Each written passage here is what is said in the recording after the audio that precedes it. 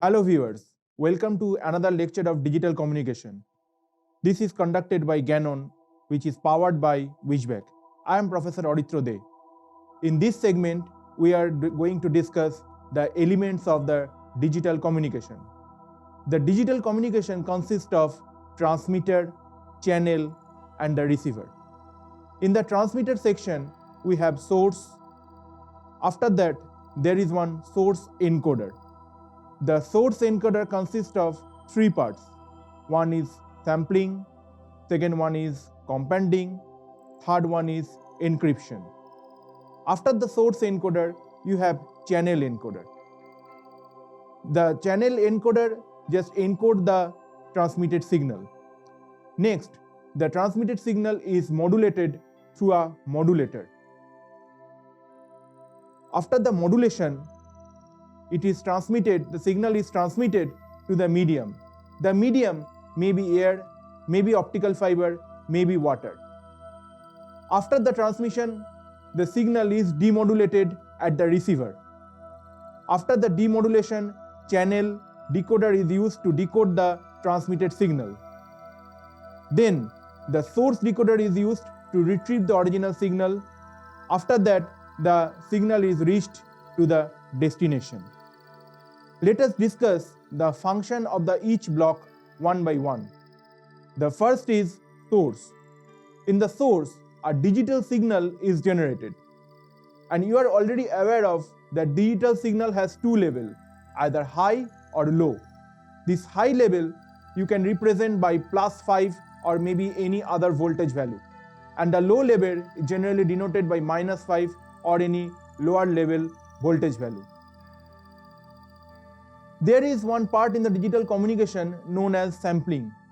In sampling, the signal is divided into different time instants like 1, 2, 3, 4 and so on and so forth, so that signal is divided into different time interval.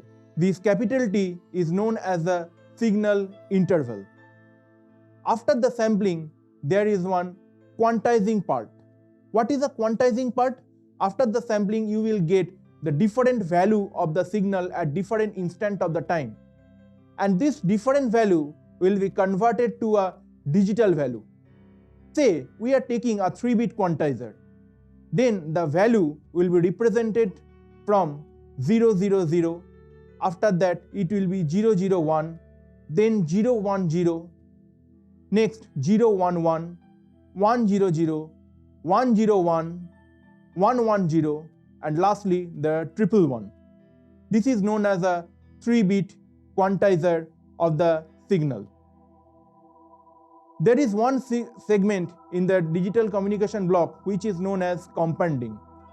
In compending, if the signal is attenuated highly, then the signal can be retrieved back using the compending technique. As you can see in the figure that how the signal is retrieved using the compending technique. Next, we are going to discuss the compending laws. There are two laws in the compending, which is mu law and the A law. Depends on the value of the A and depends on the value of the mu, the curve will be varying. The detail will be discussed in our next segments. Next is we are going to discuss the encryption. Whenever you are transmitting a message from the transmitter to the receiver, there is one security issue will come. If you transmit the signal without the encryption, then any unauthorized user can read the message in between the transmitter and the receiver. Obviously, you have to use one encryption. In encryption, this message signal is basically converted to a code. This code can be read at the transmitter and at the receiver.